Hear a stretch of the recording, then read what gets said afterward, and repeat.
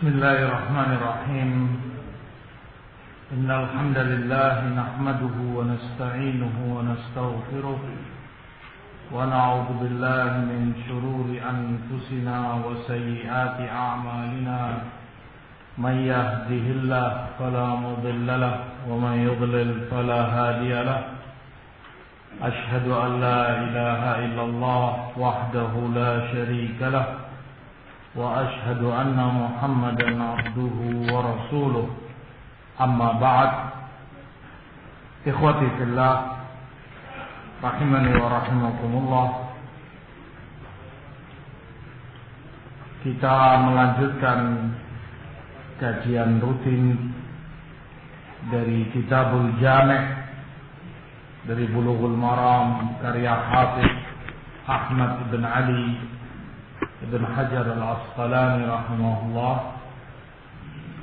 Kita masih melanjutkan bab yang kedua, yaitu tentang al-birr was-silah, tentang perbuatan baik, bakti dan menyambung hubungan baik. Wa an Abi Hurairah radhiyallahu anhu qala qala Rasulullah sallallahu alaihi wasallam, dan dari Abu Hurairah berkata bahwa Rasulullah sallallahu alaihi wasallam bersabda, man nafasa an muslimin kurbatan min kurabid dunya nafasallahu anhu qurbatan min kurabi yaumil qiyamah. Barang siapa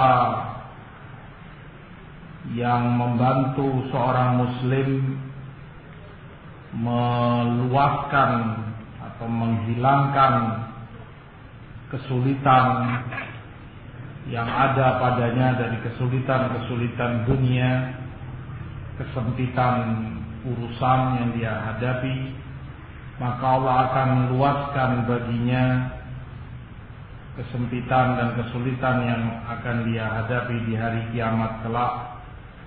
Wa man yassara ala muhsirin yassarallahu alaihi fid dunya wal akhirah. Demikian pula yang mempermudah orang yang dalam kesulitan, maka Allah akan mempermudah urusannya di dunia dan akhirat. Wa man satara muslima satarahu Allahu fid dunya wal akhirah. Dan barang siapa yang menutupi aib seorang muslim, Allah pun akan menutupi dirinya di dunia dan akhirat. Wallahu fi auni al-'abdi ma kana al-'abdu fi auni akhi. Dan Allah tetaplah dalam membantu seorang hamba selama si hamba itu tetap membantu saudaranya. Akhrajahu Muslim. Hadis diriwayatkan oleh Imam Muslim dalam sahihnya. Di Sahih Muslim, hadis ini ada kelanjutannya, yaitu setelah yang dibawakan oleh Hafiz, setelah potongan bahwa Allah tetaplah membantu si hamba selama si hamba membantu saudaranya. Wa man salaka tariqan yaltamisu fihi ilma sahhalallahu lahu bihi tariqan ilal jannah. Dan barang siapa yang berjalan mencari ilmu, Allah akan permudah baginya jalan menuju jannah, surganya. Wa majtama'a qaumun fi baitin min buyutillah yatluna kitaballah wa yatadarasunahu bainahum illa nazalat alaihimus sakinah wa ghashiyatuhumur rahmah wa hafathumul malaikah wa dzakarahumullahu fi man 'indah wa man batta'a bihi 'amaluhu lam yusri' bihi nasabuh. Dan suatu kaum jika mereka berkumpul di rumah-rumah Allah, di masjid, mereka baca kitab Allah, mereka pelajari di antara mereka, maka turun kepada mereka sakinah, ketentraman, mereka diliputi oleh rahmat dan dinaungi oleh para malaikat, dan mereka dipuji, disebut-sebut oleh Allah di hadapan para malaikatnya. Dan orang yang lamban amalannya tidak akan dipercepat oleh nasabnya. Hadis ini seperti Imam Ibnu Daqiqil Id sebutkan, hadis azim, hadis yang begitu agung dan begitu besar maknanya, mencakup banyak kaidah-kaidah penting di dalam syariat, membahas sekian ilmu yang sangat berfaedah bagi seorang muslim, dan adab yang begitu tinggi bagi setiap muslim. Serupa dengan itu pula komentar Imam Nawawi rahimahullah dalam syarahnya, bahwa hadis ini hadis yang azim, sangat agung sekali, dan membawa sekian ilmu dan kaidah dalam Islam, pendidikan adab bagi seorang muslim, sehingga tentunya pantas bagi setiap muslim untuk mempelajarinya, untuk mengamalkan kandungan isinya. Di dalam hadis Rasulullah sallallahu alaihi wasallam yang pertama beliau sabdakan, man nafasa an mu'minin kurbah min kurabid dunya, nafasallahu anhu kurbatan min kurabi yaumil qiyamah. Tanfis yang dikehendaki ketika seseorang melonggarkan kurbah, kesulitan dan problem yang dihadapi oleh saudaranya. Kurbah, situasi sulit atau kondisi yang berat yang dialami oleh seorang mukmin, maka tanfis nafasa, dengan dia berusaha membantu saudaranya yang mukmin ini, bagaimana kemudian segala kesulitan dan yang berat baginya itu bisa terangkat, dia bisa selamat darinya. Balasan bagi orang yang melakukan itu di dunia, Allah akan juga membalas yang sama, melonggarkan dan mempermudah urusannya di hari kiamat kelak, di akhirat. Dan ini kaidah seperti yang para ulama sebutkan, al-jaza min jinsil amal. Balasan itu dalam syariat sejenis dengan perbuatannya, karena perbuatan dia membantu melonggarkan kesempitan yang menimpa saudaranya. Dia membantu saudaranya untuk menyelesaikan urusan berat yang dia hadapi.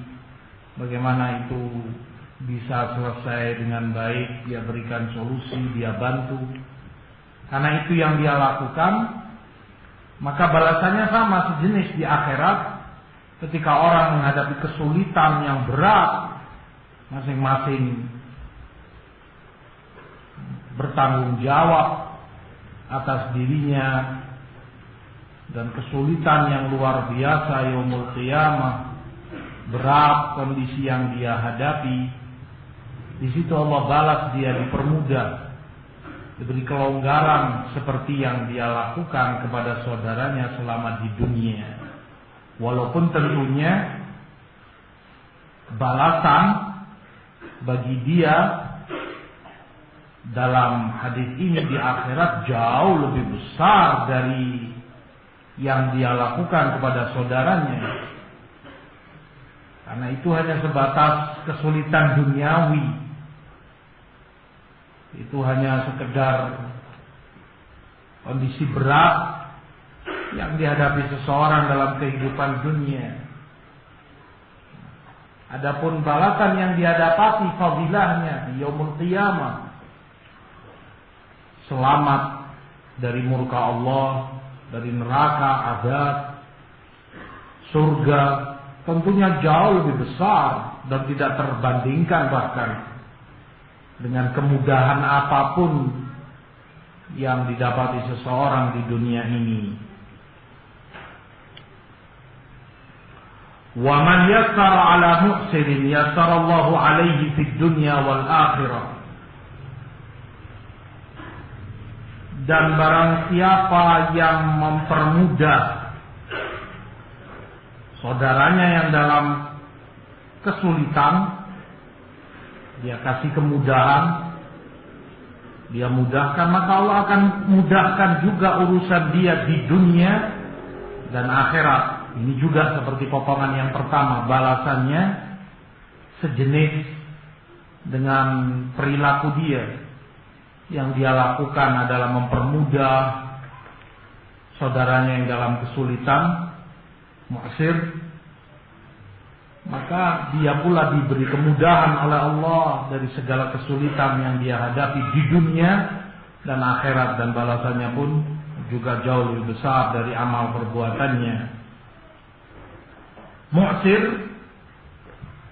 yang kesulitan, kalau memang bentuknya adalah saudaranya ini madin, dalam keadaan terlilit hutang, punya utang piutang, maka salah satu bentuk dia mempermudah urusan saudaranya yang kesulitan ini, dia berikan sebagian uangnya untuk menutupi beban hutang yang dia pikul.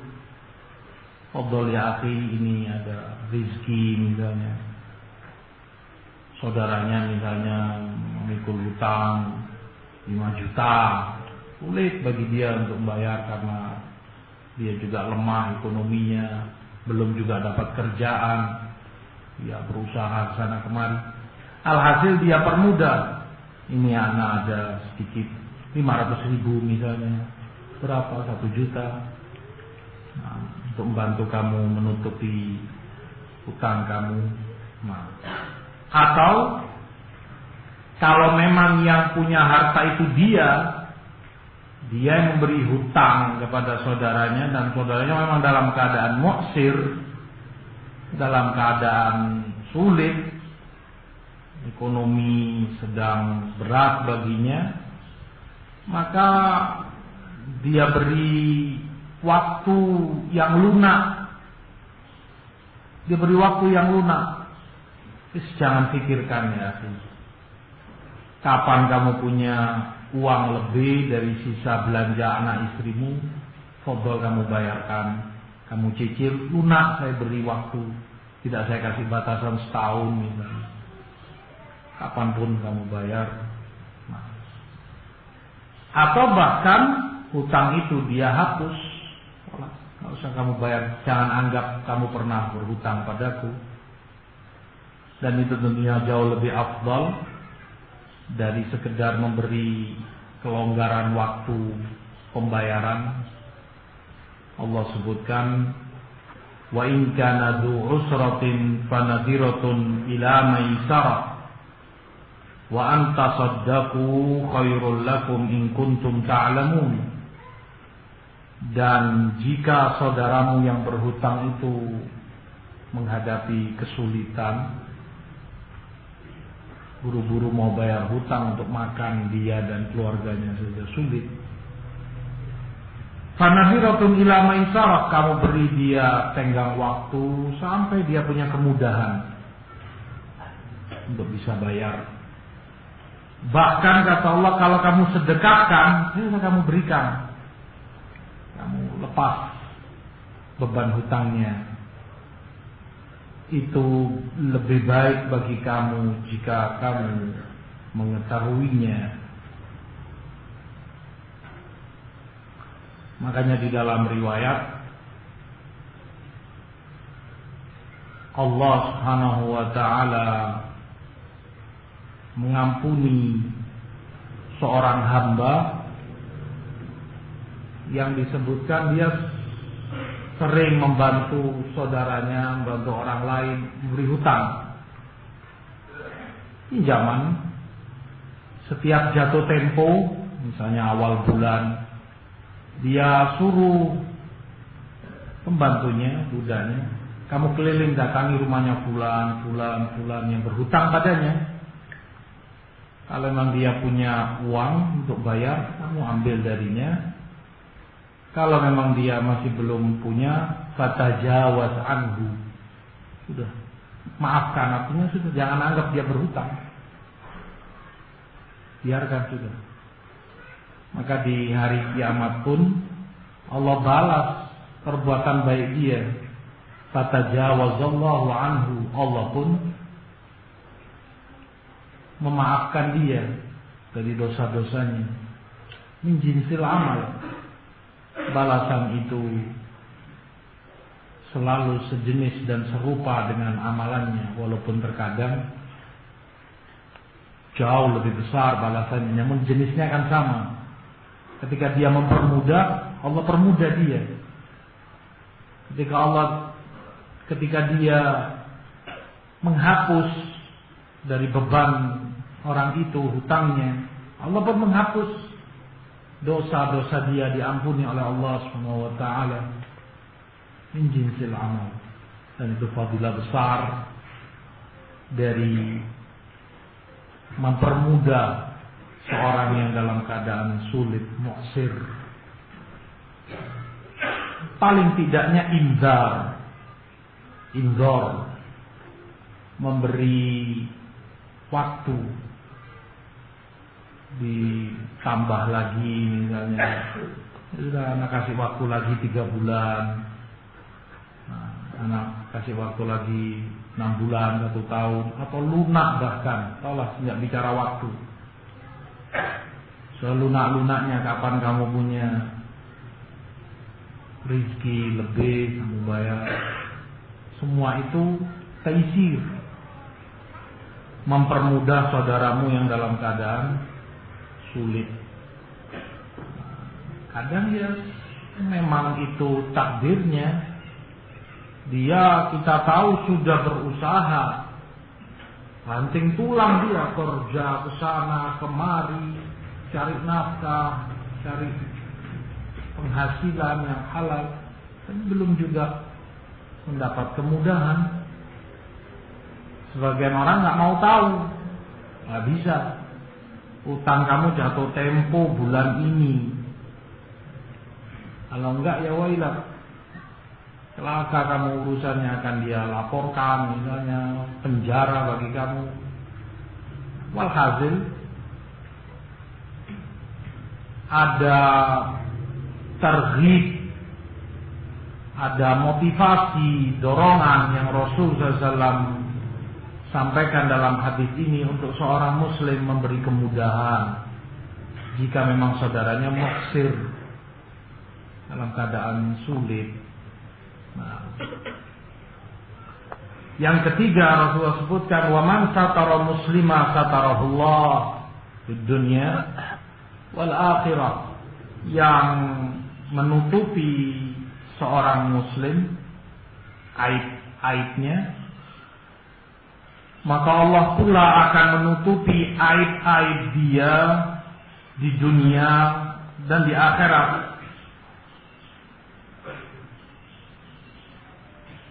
Ini juga seperti tadi kaidah al-jaza min jinsil amal.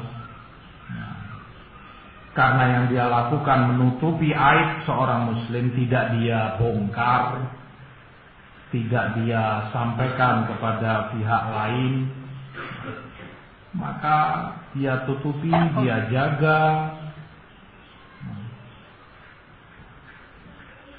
Balasannya pun demikian, dia akan ditutupi oleh Allah, dijaga dari aib-aibnya.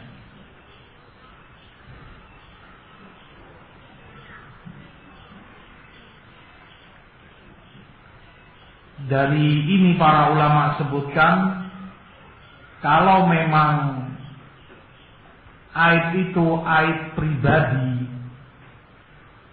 pada diri saudaramu itu, artinya kekurangan yang ada padanya apa gitu, maka menutupi aibnya ya dengan kamu tidak menyampaikan kepada siapapun.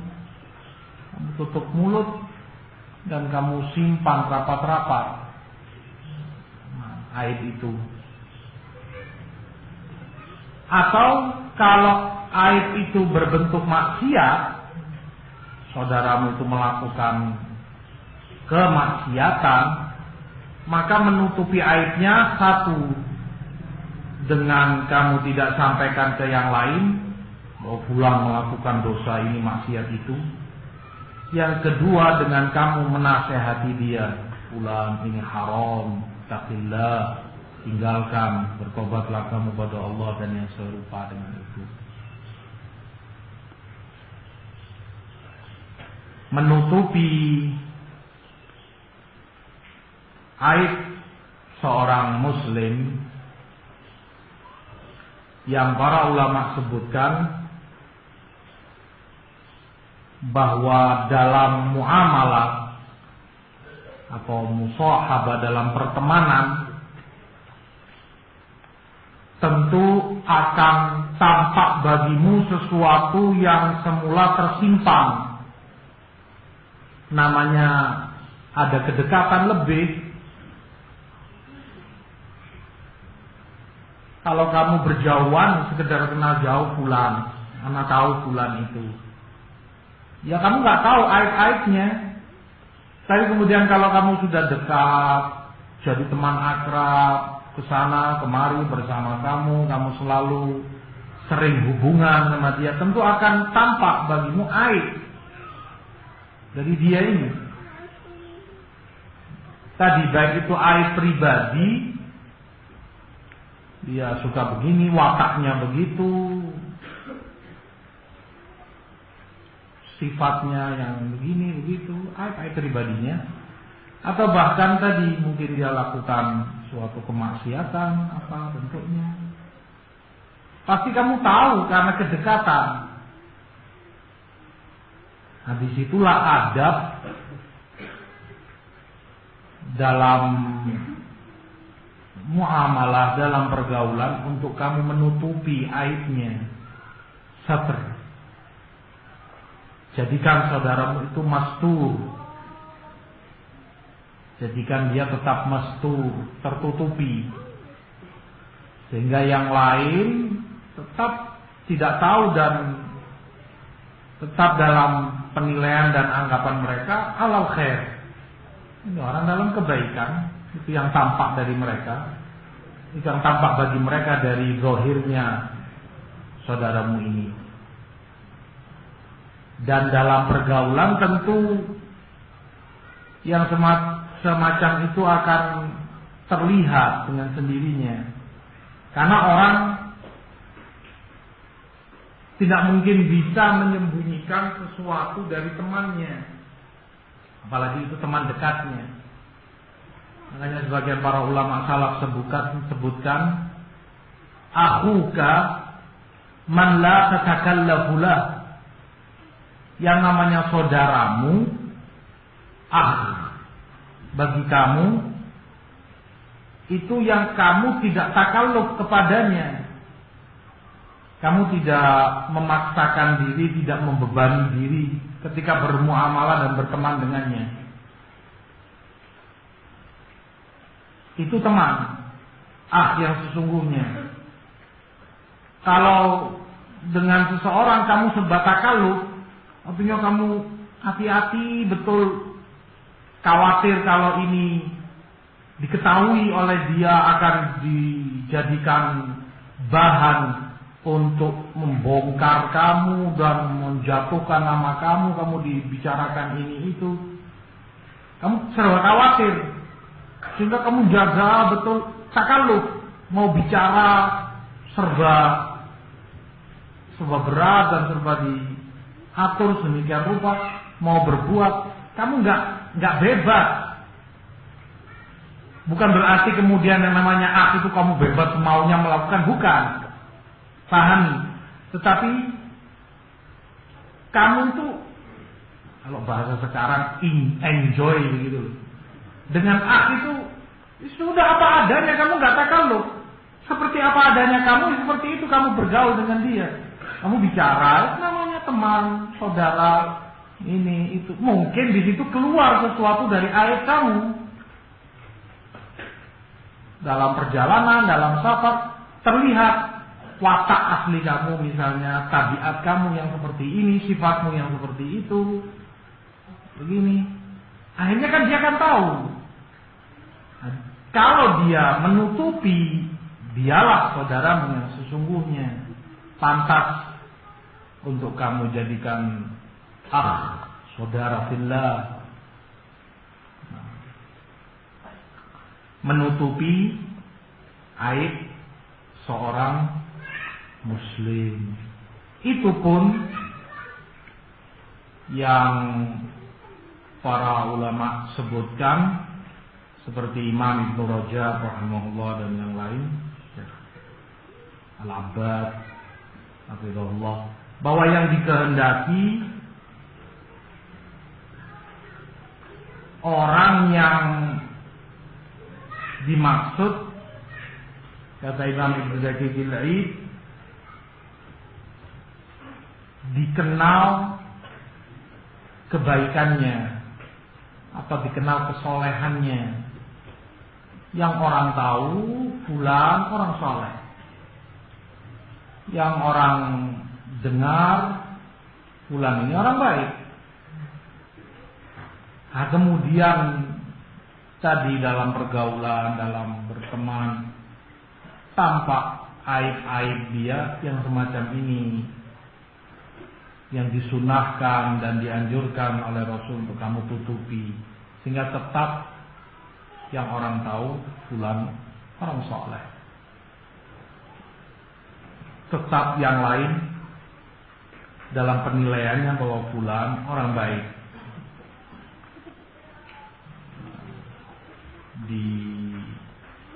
Ditutupi dan kamu benahi kalau itu kemaksiatan atau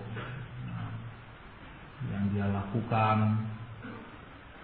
Ini yang dimaksud, bukan orang yang kemudian dikenal fasadnya, waliyadzubillah, dikenal rusak, dikenal orang fasik, Muslim, tapi dikenal kejahatannya, dikenal kezalimannya dan yang semakna dengan itu. Maka yang semacam ini kalau ditutupi aibnya malah membantu dia untuk terus dalam kefasikan dan kerusakannya. Maka tidak benar untuk ditutupi aib orang yang semacam ini. Justru yang seharusnya disampaikan ke pihak lain yang memang berkompeten, berwenang untuk menangkap dia, kalau itu pemerintah atau orang alim untuk menasehati dia, fulan begini. Karena yang diinginkan adalah perbuatan ihsan kamu kepadanya. Yang dikehendaki perbuatan ihsan kamu kepada saudaramu ini.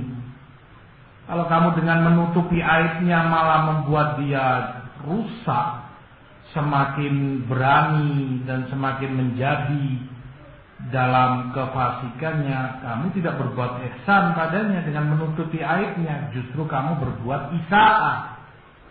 Kamu berbuat kejelekan. Perbuatan kamu menutupi aib itu malah membantu dia dalam kejelekannya. Maka tidak benar. Maka dibedakan. Yang dimaksud hadis, orang yang pertama yang dikenal orang baik, yang orang tahu zahirnya fulan orang saleh. Maka ini yang kalau kemudian tampak darinya kesalahan atau aib, sunnah untuk kita menutupi aibnya. Kemudian Rasulullah SAW sebutkan, wallahu fi aunil abdi ma kana al abdu fi auni akhi. Dan Allah tetaplah membantu hambanya selama hamba itu membantu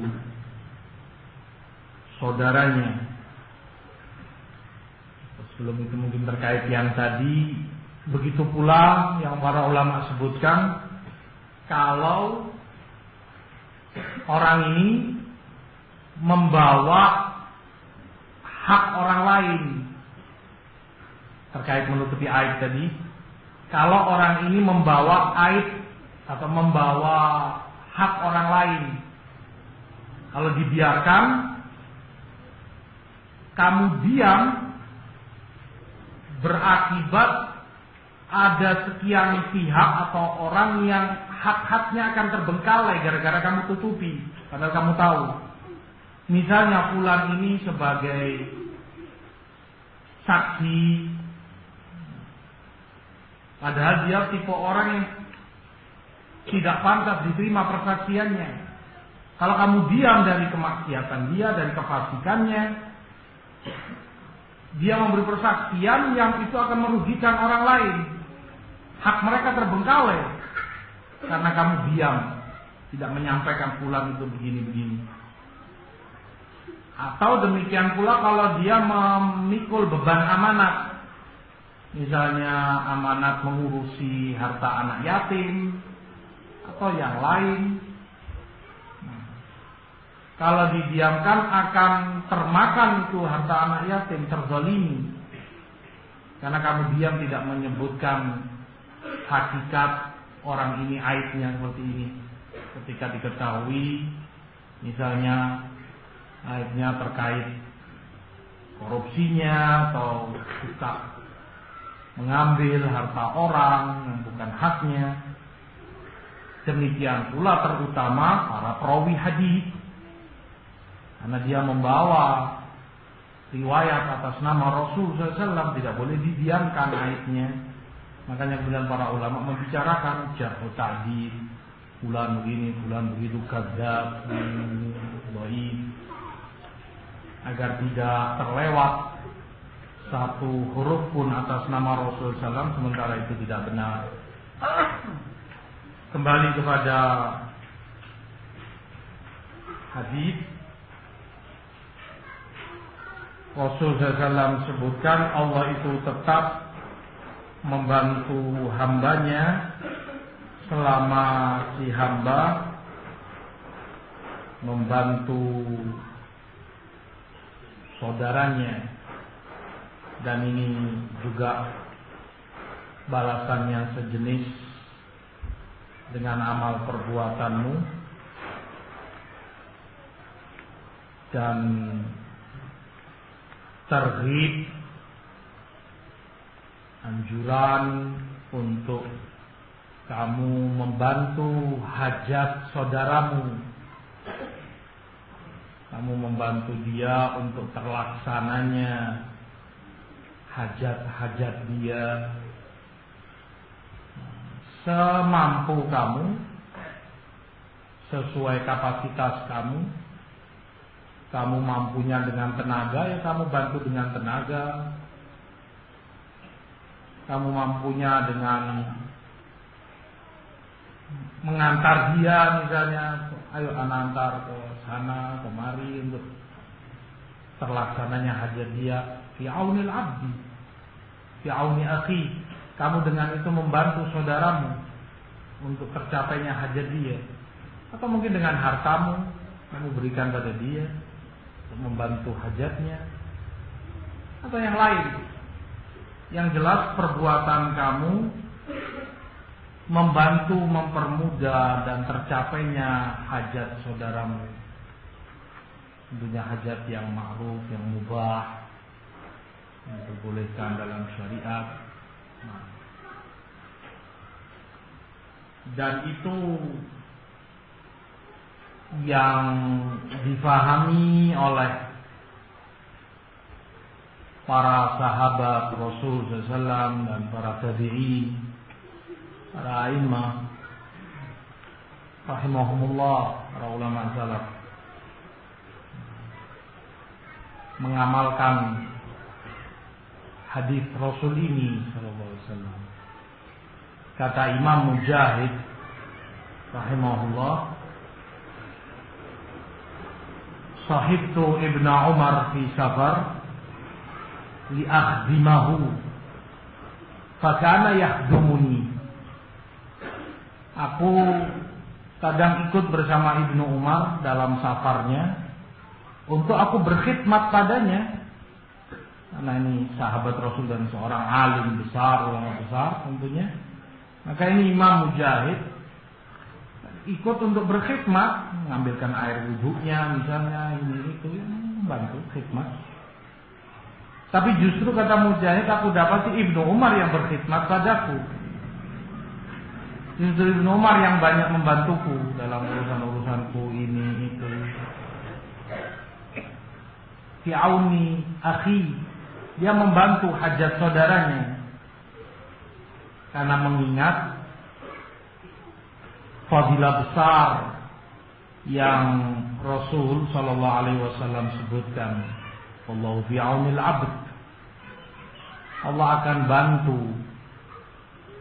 hamba itu kalau si hamba membantu saudaranya di waktu kamu sangat membutuhkan pertolongan dan bantuan Allah.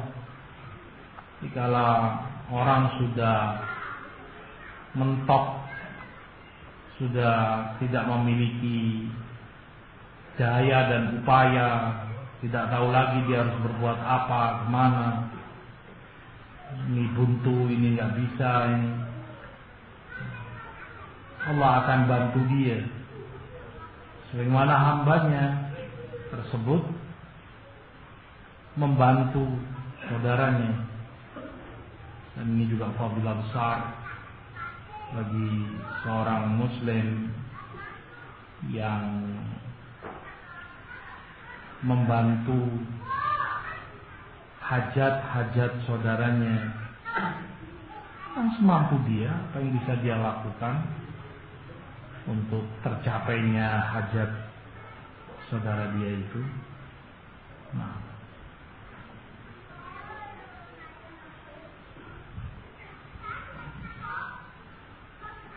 di dalam hadis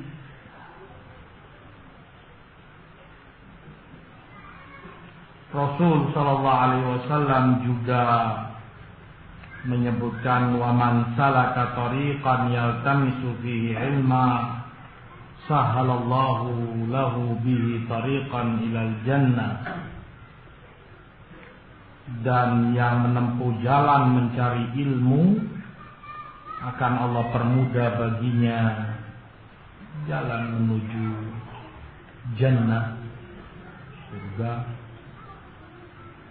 Ini tentunya anjuran besar untuk menuntut ilmu syar'i dan melakukan segala langkah dan jalan untuk mendapati ilmu syar'i itu, baik itu jalan dengan safar untuk mendapati ilmu, ya safar ke kota ini, ke kota itu, bahkan ke negeri sana, ke negeri situ, sebagaimana para sahabat lakukan, tabi'in dan para imam, safar dari negeri yang satu ke negeri yang lainnya, terkadang hanya untuk mencari, mengejar satu hadis dari Rasul SAW yang didapati sahabat itu atau imam itu hanya dia yang meriwayatkan, berada di luar negeri jauh, mereka datang.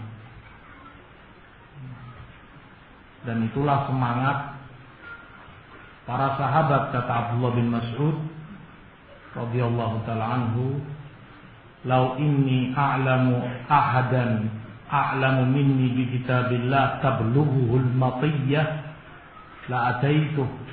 Kalau saja aku tahu ada seorang yang lebih tahu dariku tentang ayat, tentang Quran, selama mampu didatangi dengan tunggangan, bisa safar ke dia naik onta atau kuda, akan aku datangi dia. Menunjukkan jarak tidak menjadi penghalang bagi mereka untuk mencari ilmu, karena dengan jalan itu akan Allah permudah baginya jalan menuju surga. Sallallahu min fadlih. Selain tentunya faidah-faidah besar dalam safar fi talabil ilmi, kata Imam Asy-Syafi'i rahimahullah, "Inni ra'aitu wuqufal ma' yufsidu in sala taba wa illam yasil lam yatibi." Aku melihat berhentinya air itu merusak.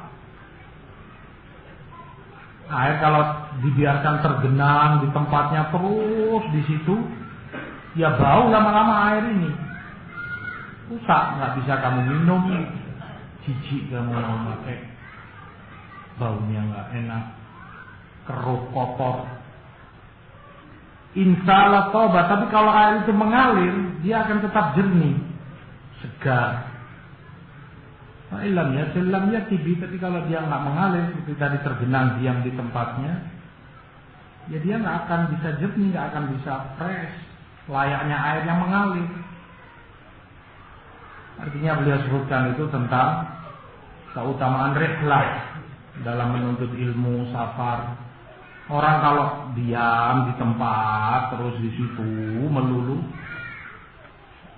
ya nggak akan sesegar air tadi. Bukan berarti dia nggak boleh, bukan berarti kemudian haram, tetapi beda dengan orang yang rihlah, safar, mendatangi para ulama sunnah di sana di sini, para masyayikh untuk menuntut ilmu. Dia lebih fresh, lebih segar. Keutamaan talabul ilmi. Atau demikian pula usaha dia, termasuk hadis ini, salah tariqan yaltamisu bihi ilma, untuk memiliki kitab, karena itu juga ilmu di dalamnya, membacanya, membelinya, membacanya, mempelajarinya, mengamalkan. jalan yang dia tempuh, cara untuk dia dapati ilmu syar'i. Atau yang selain itu mungkin sekarang pakai CD, pakai apa misalnya, pakai flash disk, dia kumpulkan uang untuk beli CD player misalnya. Cara dia jalani untuk mendapatkan ilmu dengan ilmu termasuk di dalam hadis.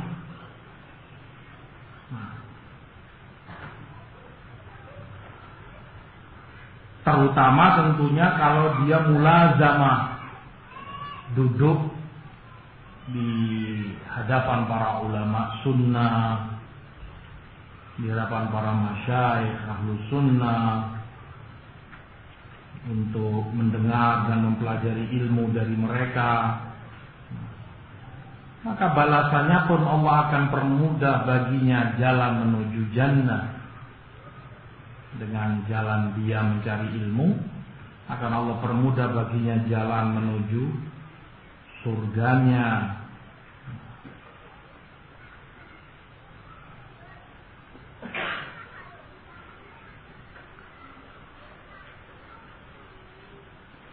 Mempermudah baginya jalan menuju surga. Para ulama sebutkan bisa di dunia ini dengan Allah permudah baginya untuk mendapatkan ilmu itu, karena dengan ilmu itu dia akan masuk surga kalau dia amalkan. Begitu penting kedudukannya dalam syariat sebelum dia berbuat, sebelum dia berkata.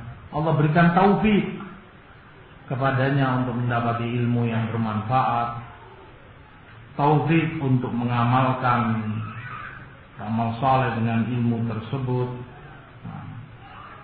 Dan itu semua akan mengantarkan dia dengan izin Allah ke dalam surga. Wa majtama'a qaumun fi baitin min buyutillah yatluna kitaballah wa yatadarasunahu bainahum illa nazalat alaihimus sakinah wa ghasyiyatuhumur rahmah wa hafathumul malaika wa dzakarahumullahu fi man 'inda. Dan suatu kaum yang berkumpul di rumah-rumah Allah, di masjid, baca Quran, mereka pelajari, di antara mereka turun kepada mereka sakinah, ketenangan, mereka diliputi oleh rahmat dan dinaungi oleh para malaikat dan dipuji oleh Allah, disebut-sebut di hadapan yang di sisi Allah dari para malaikatnya. Masjid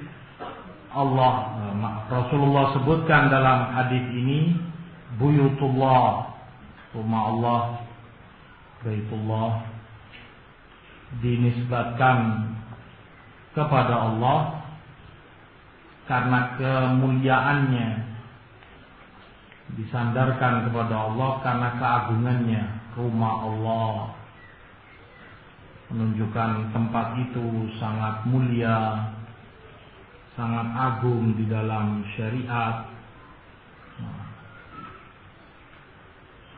Makanya di Sahih Muslim Rasulullah sebutkan ahabbul bilad ilallah masajiduha, tempat bumi ini yang paling dicintai Allah masjidnya. Wa abghadul bilad ilallah aswaquha, dan yang paling dibenci Allah pasarnya. Hadis jelas menunjukkan keutamaan atau anjuran berkumpul di masjid untuk membaca Quran dan mempelajarinya, yaitu para ulama sebutkan dengan salah satu membaca, yang lain mendengarkan untuk meluruskan, membenahi bacaannya. Terutama kalau kemudian di antara mereka ada yang mengerti ilmu tajwid, kaidah-kaidahnya, hukumnya, makhraj huruf dan seterusnya. untuk dibenahi. Salah, kurang matnya, kurang panjang, ininya, gunahnya, ikhfa'nya. Mereka pelajari, mereka baca untuk menyempurnakan bacaannya, sehingga yang lain pun, dia maupun yang lain mendapat faidah, mendapat guna. Bacaannya terkoreksi, salah ininya, kurang itunya, sehingga dia lebih baik, semakin meningkat kualitasnya dalam bacaan Quran. Kemudian juga kalau di antara mereka ada seorang alim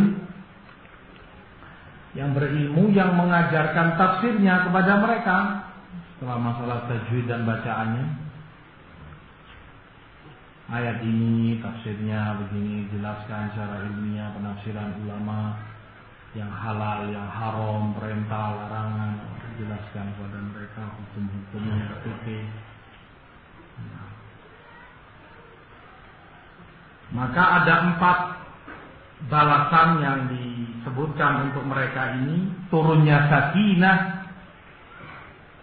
ketenangan, rasa sakinah, tentram dalam kolbunya, tenang jiwanya, tumaknina.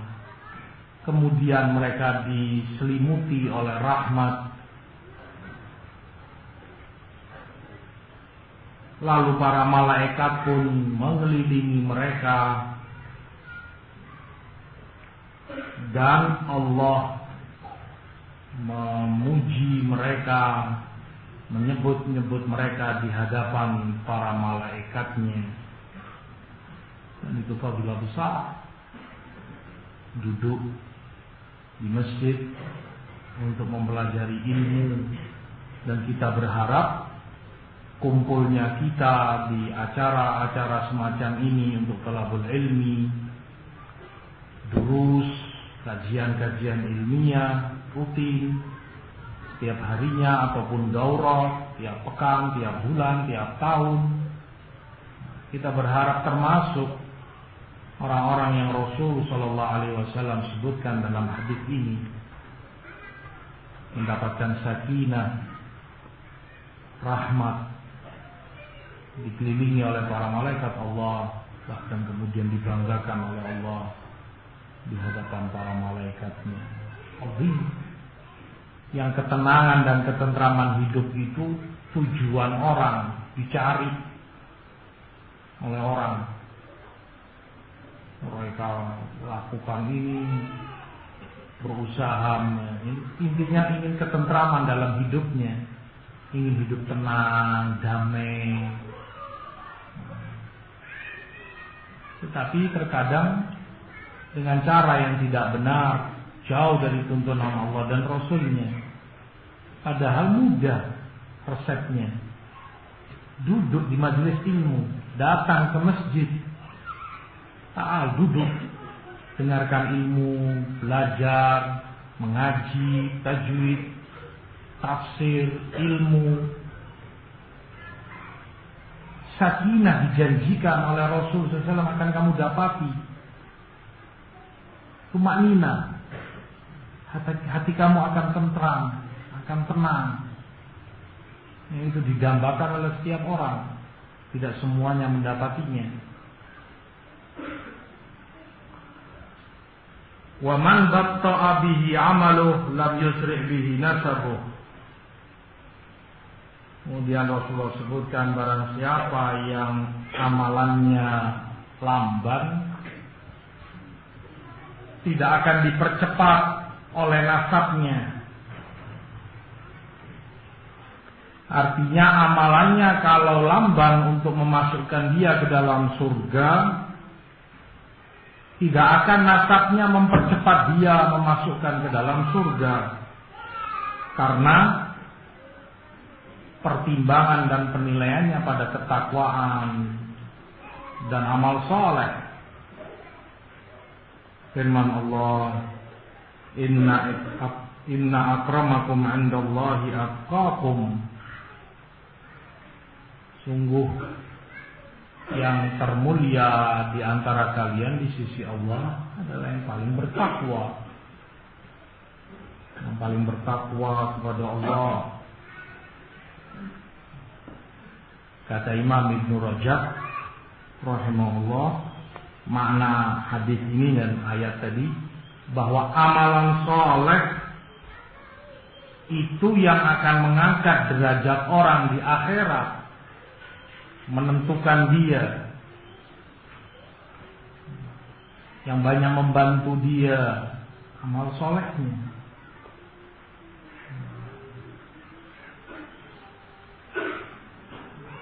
Apa yang dia lakukan selama hidupnya. Dan itulah yang Allah sebutkan dalam ayat lain, walikullin darajatun mimma amilu. Dan bagi masing-masing orang derajat dari apa yang mereka perbuat, mereka amalkan selama hidup. Maka yang amalannya lamban, males,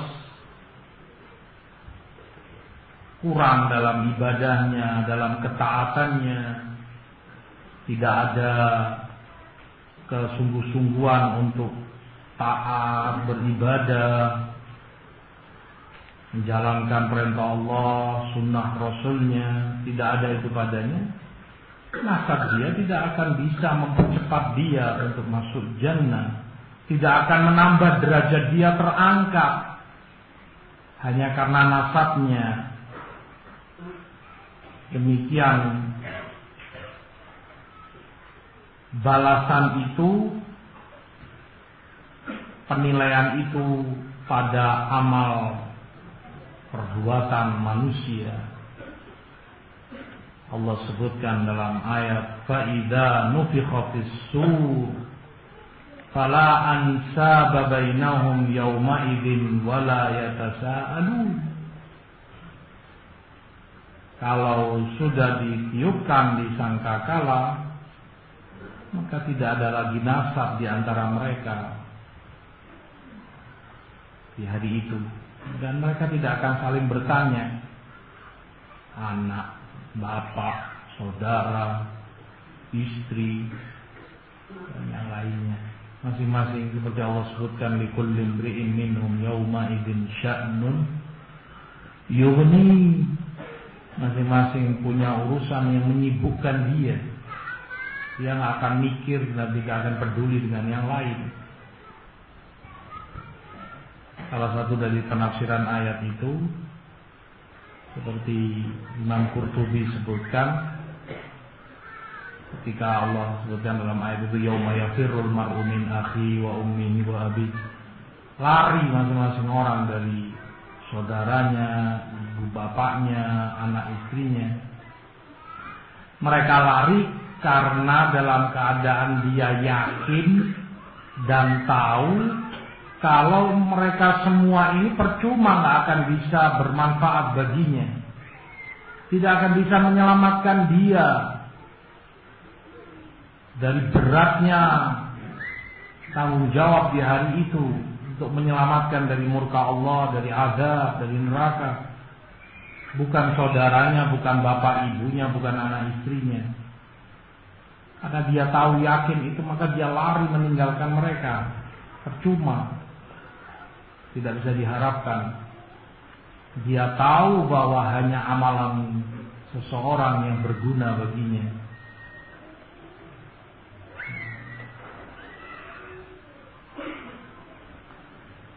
Maka ilmu dan amal saleh ini yang mengangkat derajat orang, dunia maupun akhirat.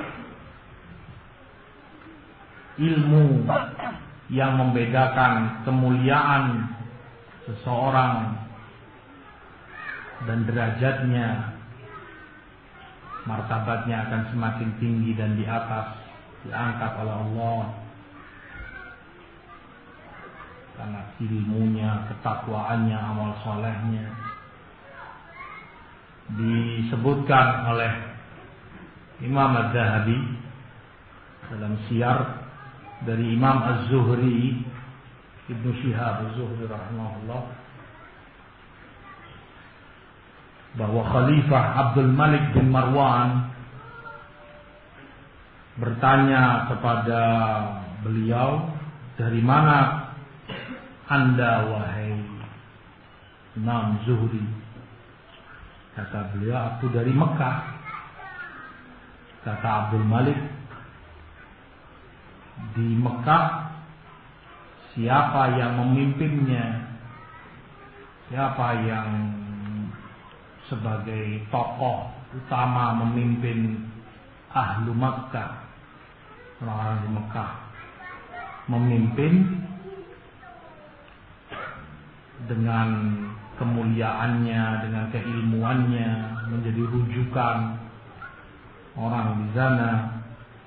Kata Zuhri, Atha ibn Abi Rabah rahimahullah, dia sebagai orang nomor 1 pemimpin di Mekah, imam. Tanya Abdul Malik bin Marwan, Atha ini dari orang Arab ataukah mawali? Mawali ini maula, imam dulunya budak hamba sahaya yang kemudian dimerdekakan, atau orang ajam yang bukan Arab kemudian ada ikatan perjanjian ini, tahaluf. Ini bukan orang Arab. Dia orang Arab atau bukan orang Arab? Mawali atau maula? Kata Imam Az-Zuhri menjawab, dia mawali dari maula, bukan orang Arab. Ditanya oleh Abdul Malik, bima sadahum? Kalau dia bukan orang Arab, dari mana, dengan apa bisa memimpin orang Mekah? Mekah basis kaum muslimin. Jawab Imam Az-Zuhri, bidiyana warriwayah, dengan keagamaannya, artinya dengan ketakwaannya, ilmunya, amal solehnya, riwayat-riwayat hadis yang beliau punya. Maka jawab Abdul Malik, inna ahlad diyana war riwayah la yambaghi an yasudu.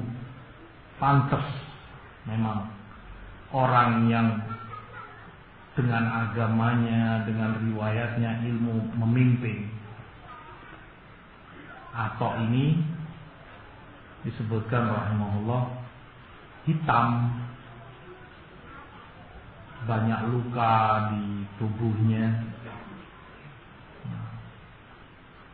macam penyakit gatal atau lupa dengan itu, dan tentunya sangat miskin keluarganya, kehidupan ekonominya, dan juga mukanya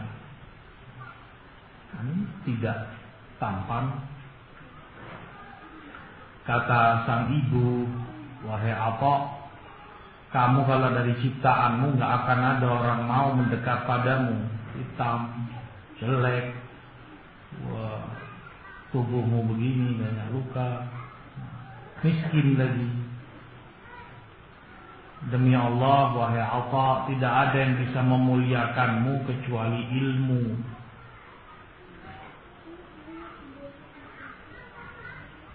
Maka belajarlah Imam Atha ilmu, belajar menuntut ilmu hingga menjadi seorang imam besar, ulama besar.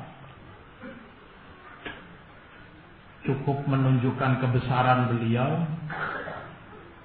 Imam Syafi'i sendiri rahimahullah sebutkan, kalau aku tidak bisa memutuskan suatu masalah karena sangat rumit, sulit, suatu hukum apa, maka aku cukup ridho untuk taklid dalam masalah khusus ini kepada pendapat Imam Atha ibn Abi Rabah rahimahullah. Kemudian Abdul Malik bin Marwan bertanya lagi kepada Imam Az-Zuhri, siapa kemudian yang memimpin Yaman, orang-orang Yaman? Aku jawab, kata Zuhri, Tawus bin Kaisan. Imam Tawus. Tanya Abdul Malik, dia dari Arab ataukah mawali? Tadi non Arab. Jawab Zuhri, mawali. Tawus juga maula, bukan dari Arab. Tanya Abdul Malik, lalu dengan apa dia bisa memimpin negeri Yaman? Jawab Imam Az-Zuhri, dengan yang dimiliki oleh apa? Ini sama, agamanya, ketakwaannya, ilmunya, amal solehnya, riwayat. Kata Abdul Malik, pantaslah dia memimpin dengan ilmu itu. Lalu kembali Abdul Malik tanyakan, lalu di Mesir siapa pemimpinnya? Jawab Zuhri, Yazid ibn Abi Habib rahimahullah. Tanya Abdul Malik, dia Arab ataukah maula dari non Arab? Jawab Zuhri, juga dari mawali, bukan orang Arab. Kemudian Abdul Malik tanyakan, lalu di Syam siapa yang memimpin Syam, penduduk Syam? Aku jawab, Makrul Asyami rahimahullah. Abdul Malik tanya, dia Arab atau maula? Kata Zuhri, juga maula, bukan orang Arab. Abdun Nubi i'taqadhu imra'at min Hudayl. Makhul ini dulunya budak Nubi, lalu dimerdekakan oleh seorang wanita dari suku Hudayl. Kemudian belajar ilmu dan sampai menjadi ulama besar, Makhul Asyami. Kembali Abdul Malik tanyakan, lalu di Jazirah siapa yang memimpin di sana, ahli Jazirah? Aku jawab, kata Zuhri, Maimun ibn Mahran rahimahullah. Tanya lagi Abdul Malik, dia Arab atau maula? Jawab Az-Zuhri, juga dari mawali. Lalu tanya Abdul Malik, Khurasan, sana, daerah Rusia, Afghanistan, Rusia. Siapa yang memimpin di sana? Aku jawab, Dhahhak bin Muzahim. Ditanya Abdul Malik lagi, dia Arab atau maula? Kata Zuhri, dia juga maula, bukan Arab. Kata Abdul Malik, lalu siapa yang memimpin Basrah, penduduk Basrah? Qultu Hasan al-Basri, Imam Hasan al-Basri. Tanya Abdul Malik, dia Arab atau maula? Aku jawab, dia juga maula. Lalu siapa memimpin Kufah? Jadi disensus satu persatu negeri-negeri kaum muslimin. Abdul Malik bin Marwan khalifah di zamannya. Kufah, kata Az-Zuhri, Imam Ibrahim An-Nakhai, dia yang memimpin di sana, orang nomor 1. Dia Arab atau mawali dari maula? Kata Imam Zuhri, dia dari Arab. Kata Abdul Malik bin Marwan, wailak ya Zuhri, celaka ini Zuhri. Farajta anni wallah, dengan ini baru kamu memberi kelonggaran kepadaku. Dari sekian, dari atas tadi semuanya maula, cuma satu yang dari orang Arab, Ibrahim An-Nakhai. Kalau ini diteruskan, demi Allah, bisa-bisa maula yang akan memimpin orang Arab. Yang orang-orang non-Arab ini dulunya Buddha, dulunya ini, mereka yang jadi pemimpinnya dan imamnya orang Arab. Dan itu beliau sebutkan di negeri ini kekuasaan khilafah beliau. Mereka yang akan khutbah di mimbar, mereka yang akan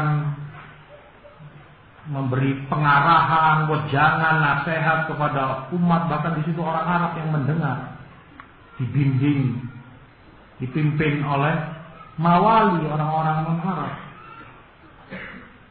Jawab Imam Az-Zuhri, ya Amirul Mukminin, wahai Amirul Mukminin, bukan khalifah, innama huwa din, perkaranya hanyalah agama. Man hafidhahu sada, yang menjaganya dia pelajari, dia amalkan, dia taati, istiqamah, dia akan memimpin. Dari Arab ataupun dari non-Arab, dia yang akan memimpin kalau dia menjaga agama ini. Wa man dhayya'ahu saqat, tetapi barang siapa yang menyia-nyiakan agama ini, dia akan jatuh dari Arab ataupun non-Arab. Ukurannya, timbangannya terletak pada agama, bukan karena ini keturunan Arab atau ini keturunan Ajam atau Mawali, tetapi agama, ilmu, amal saleh.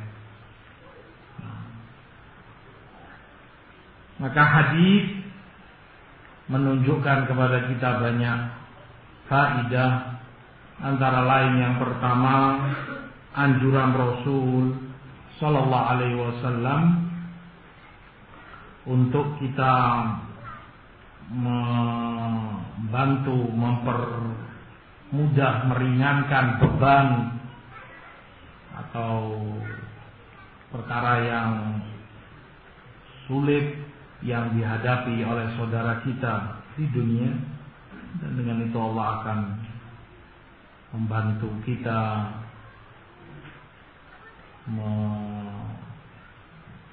meringankan, membantu kita dalam urusan-urusan berat dan sulit yang kita hadapi di hari kiamat kelak.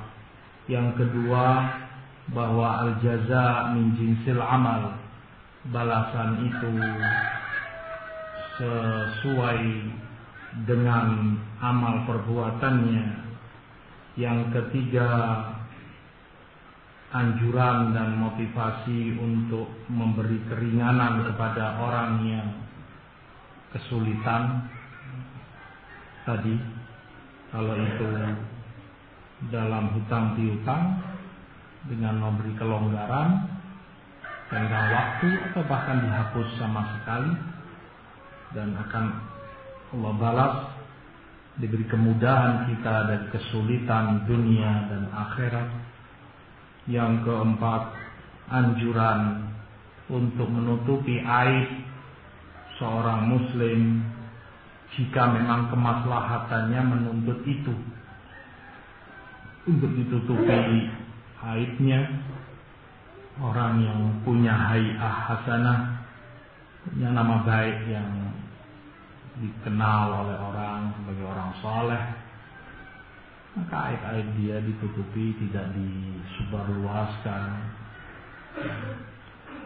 dan balasannya akan Allah tutupi aib-aib kita di dunia dan akhirat, selama itu maslahat seperti tadi, bukan menambah kerusakan orang ini dan tidak berimbas kepada hak orang lain yang dirugikan kalau ditutupi aibnya.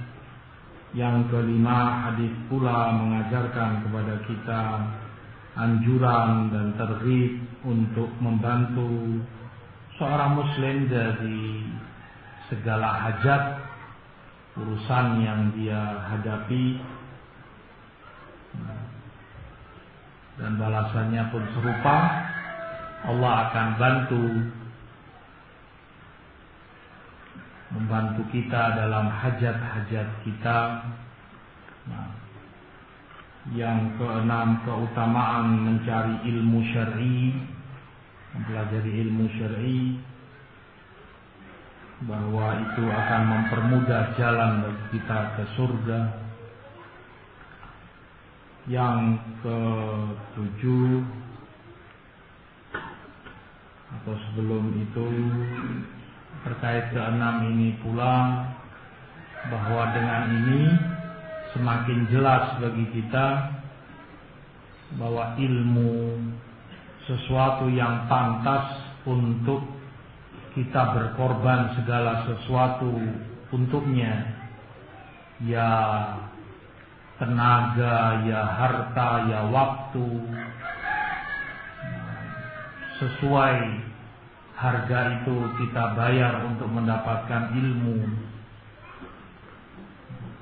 Orang yang tidak menghargai ilmu sehingga tidak mau berkorban, tidak mau mengorbankan waktunya, tenaganya, hartanya, dia akan merugi cepat atau lambat. Nantinya dia akan merugi, menjadi orang yang sengsara. Tiba-tiba dia tersesat dari jalan Allah, dan betapa banyaknya orang-orang yang menyimpang dan tersesat. Tiba-tiba dia bersama takfiriyin, bersama para teroris, yang ini bersama sufi, yang itu bersama ini, karena dari awal dia remehkan ilmu. Dia tidak mau berkorban untuk ilmu.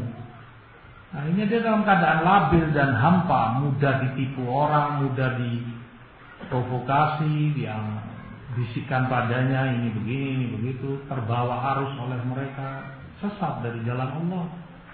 Tidak ada yang membentengi dia. Nah, yang ketujuh, keutamaan berkumpul di masjid untuk membaca Quran, belajar ilmu. Yang kedelapan, bahwa iman, ilmu dan amal saleh sebab yang dengannya orang masuk surga dan mendapat derajat tinggi di sisi Allah. Yang terakhir, kesembilan, bahwa nasab yang tinggi, nasab yang mulia tidak cukup bagi orangnya, tidak akan bermanfaat tanpa didukung oleh ilmu dan amalan saleh. Hanya karena dia bernasab ningrat, atau berketurunan darah biru, atau bahkan keturunan Nabi. Anak Nuh alaihissalam termakan azab, anak seorang Nabi. Abu Talib paman Rasul SAW dalam azab neraka. Tanpa ilmu, tanpa amalan soleh, tidak akan berguna nasab yang dibawa orang. Assalamualaikum. Hadis berikutnya dibawakan oleh Hafidz Hafizahullah wa an Ibnu Mas'ud radhiyallahu anhu.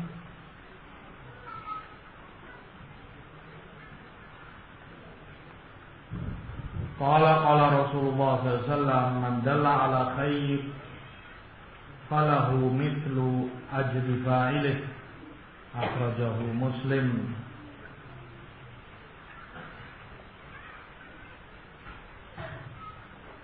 Dari Ibnu Mas'ud berkata, Rasulullah bersabda, barang siapa yang menunjukkan pada kebaikan, maka baginya pahala yang sama seperti yang mengamalkan kebaikan itu. Diriwayatkan Muslim.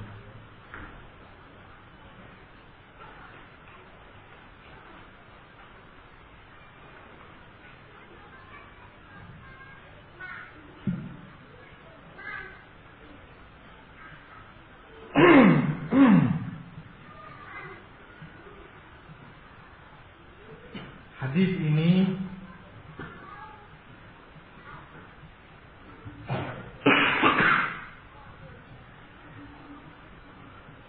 dibawakan oleh Imam Muslim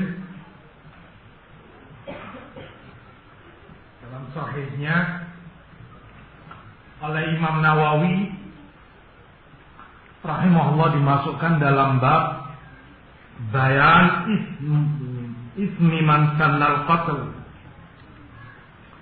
penjelasan tentang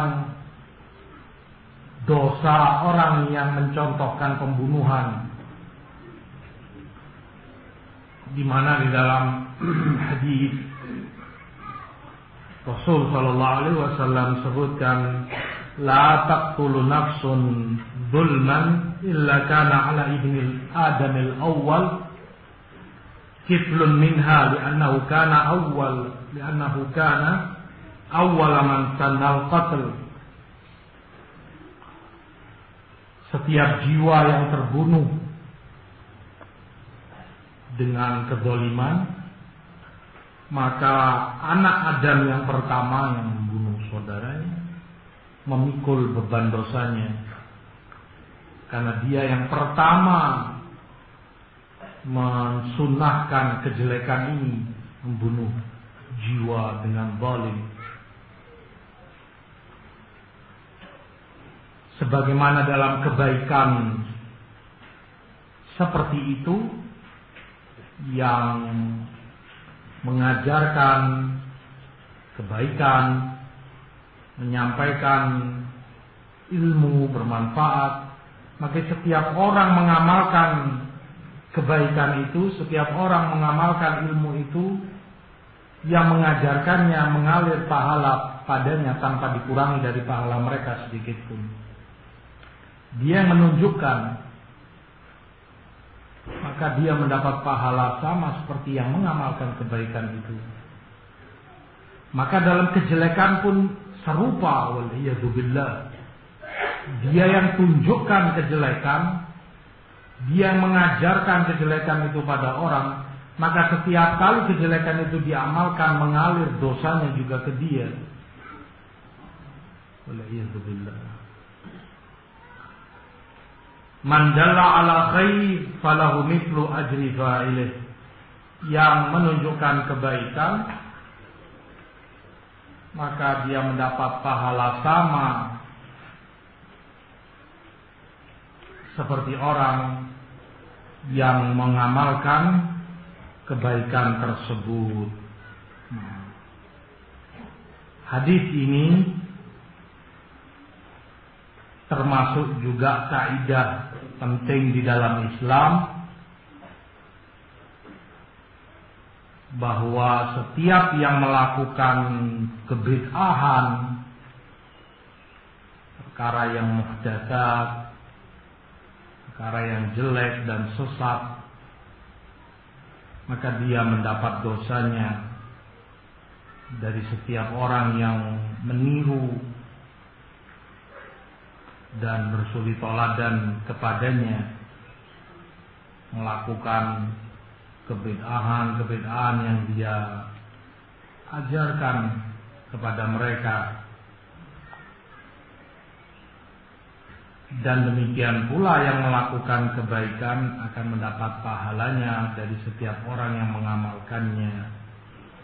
Dan ini serupa dengan hadis Jarir di Muslim juga, man sanna sunnatan fil Islam hasanah falahu ajruha wa ajru man amila biha ba'dah. Yang memberi contoh baik, ajaran baik dalam Islam, baginya pahalanya dan pahala orang yang mengamalkan itu, karena dia yang tunjukkan, ajarkan. Min ghairi an yanqusa min ujurihim min syai', tanpa terkurangi dari pahala mereka sedikit pun.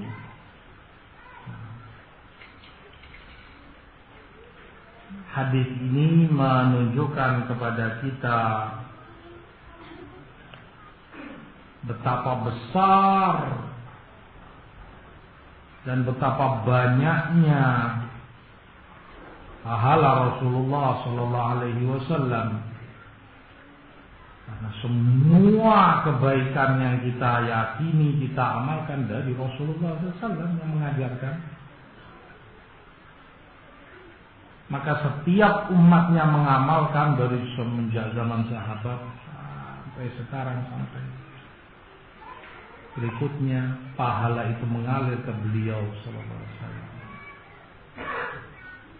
Demikian pula kemudian para sahabat, karena mereka yang menukilkan, mereka yang menyampaikan dan mengajarkan kepada generasi berikutnya.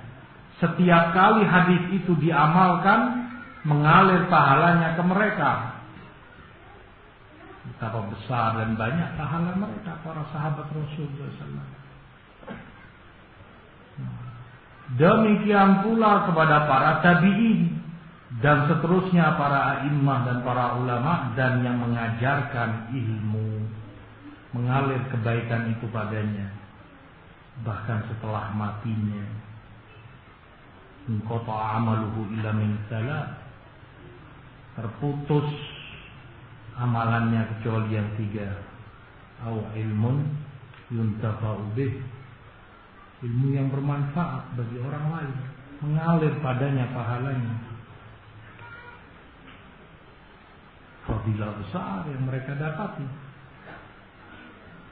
dari penyampaian ilmu, barokah, bahkan hingga setelah kematiannya tidak berhenti barokahnya ilmu itu terus mengalir padanya. Dia yang ajarkan, dia yang menunjukkan, maka pahalanya pun dialirkan terus kepadanya tanpa dikurangi dari pahala orang-orang yang mengamalkan kebaikan tersebut. Hadis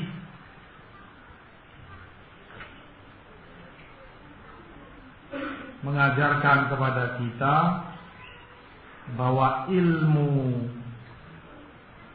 syar'i termasuk dan dia menjadi salah satu dari amalan soleh yang paling afdal, termasuk dari amalan soleh yang paling afdal karena manfaatnya aktif, merata kepada yang lain, tidak pasif.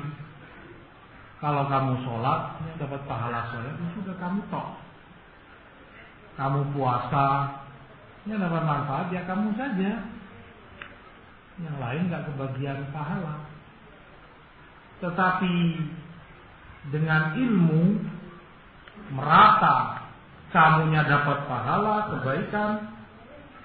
Yang lain yang kamu ajari juga mendapat pahala itu, dan terus bersambung menjadi gayung bersambut pada generasi berikutnya, orang berikutnya, dan seterusnya.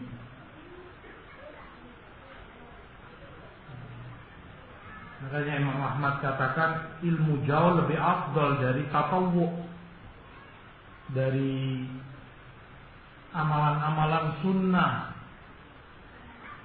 Kalau orang sholat, puasa hanya untuk dirinya, tapi ilmu, termasuk ilmu hadis, jarh wa ta'dil, mentahdzib, membicarakan fulan, orang begini, fulan, keumumannya lebih luas kepada yang lain, untuk dirimu dan untuk orang lain. Tentunya yang keumumannya lebih besar, maslahatnya lebih banyak, lebih afdal dari yang maslahatnya lebih kecil atau lebih sempit, terbatas.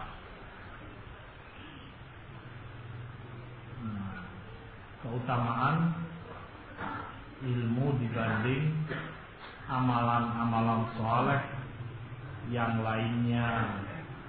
Dengan ilmu orang terbimbing dari kegelapan hawa nafsu, kejahilan, seperti Allah sebutkan, wa ja'alna lahu nuran yamshi bihi fin nas kaman mathaluhu fid dhulumat laisa bi kharijin minha. Nah, sama orang yang dalam kegelapan tidak keluar darinya dengan orang yang kami beri cahaya, yamshi bihi fin nas, yang dengannya dia berjalan di tengah umat manusia. Maknanya dalam tafsir Ibnu Qayyim sebutkan, orang yang berilmu itu seperti dalam malam hari, orang punya lentera atau kalau dulu api, punya cahaya. Dengannya dia bisa mengetahui arah, kanan, kiri, utara, selatan. Dia tidak tersesat. Bisa menentukan arah mana yang mengantarkan dia ke tujuan yang dia inginkan. Tujuan dia jannah, surga, selamat dari neraka. Dan dengan ilmu ini dia terbimbing ke sana. Adapun yang dalam kegelapan yang ngawur, cuma meraba-raba dan ngira-ngira maunya kebaikan, bisa celaka dari malapetaka yang dia dapati. Yang para ulama istilahkan kahafidul lail, seperti pemungut kayu bakar di malam hari, maunya untuk masak-masak, untuk menghangatkan dia dan keluarganya. Malam nggak kelihatan dan dia nggak punya lampu. Orang ini akhirnya asal comot, asal ambil letak ular pun dia ambil, dia nggak bisa bedakan mana batang kayu kering, mana ular, gelap.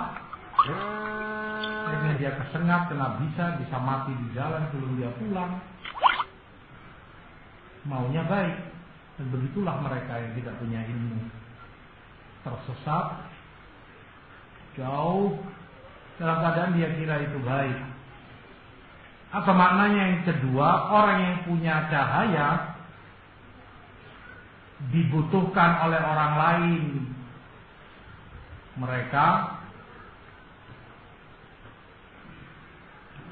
ikut di belakangnya, karena mereka nggak punya lentera, ikut di belakangnya supaya tahu arah kanan kiri, mana yang jalan benar, mana yang sesat untuk ditinggalkan, mana arah ke pulang. Yang lain ini ngikut di belakangnya, tergantung dan butuh kepada orang ini yang punya cahaya, dijadikan rujukan dan tempat kembali. Dan begitulah orang yang berilmu, dijadikan rujukan oleh umatnya, tempat bertanya, tempat minta fatwa, tempat membimbing mereka ke jalan yang benar, menasihati mereka, dan begitu. Ilmu besar manfaatnya. Walaupun tidak berarti dengan ilmu orang terzuhudkan dari ibadah, terzuhudkan dari amalan saleh, sunnah-sunnah. Artinya jangan sampai kemudian orang salah memahami, kesibukan ilmu segalanya, kemudian yang amalan-amalan sunnah terbengkalai dan tidak dia perhatikan, tidak dia amalkan. Bukan itu maknanya. Kita tahu Imam Bukhari rahimahullah, seorang imam besar dalam ilmu. Seperti yang beliau sebutkan, tiap kali beliau hendak memasukkan satu hadis ke dalam kitabnya, beliau ambil air wudu, beliau sholat 2 rakaat, kemudian beliau masukkan hadis. Sunnah. Dalam keadaan beliau menulis ilmu, menulis hadis. Maka ilmu bukan penghalang bagi orang untuk melakukan amalan-amalan ibadah yang sunnah-sunnah. Yang jelas hadis menganjurkan kepada kita untuk banyak mengajarkan ilmu, amal ibadah, akhlak, adab kepada orang lain, karena dengan itu setiap kali dia mengamalkan kita mendapat pahalanya. Sekaligus ini sebagai ancaman. Kalau yang diajarkan itu kesesatan, yang batil, yang bid'ah, setiap kali orang mengamalkannya, diikuti oleh orang, maka yang mengajarkannya pun akan dapat beban dosanya. Nah, dia yang mengajarkan, dia yang tunjukkan jalannya kepada mereka.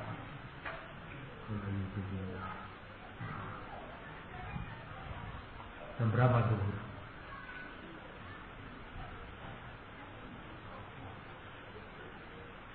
Terus nanti pada ya.